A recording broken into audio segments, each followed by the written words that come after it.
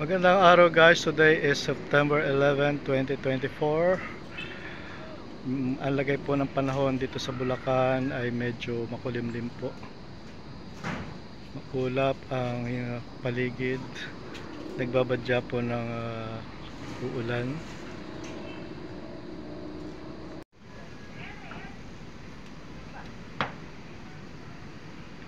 Ayan guys, ito ay Maasim River.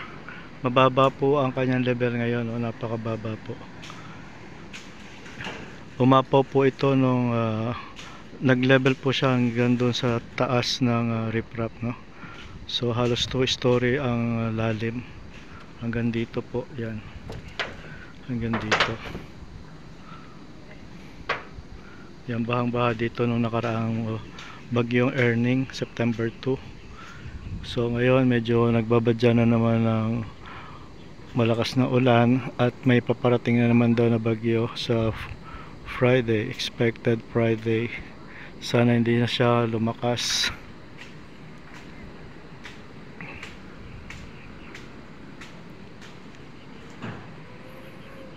Ayan, wag na sana maulit-uli yung pagtaas ng ilog at maraming affected. Ayan, silipin natin pa yung banda rito. Ayan, no? Dry na dry ngayon. Ito yung umabot hanggang dito sa level ng semento na to. At doon sa level ng riprap na yun sa kabila, sa may San Ildefonso. O may mga lumutang na mga lupa, no? Mga basura.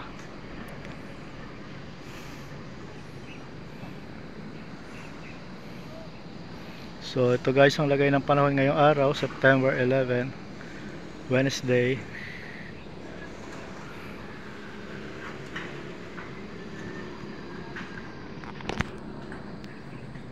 Okay guys, thank you for watching. See you again sa ating next live. Don't forget to subscribe, like and share. Bye.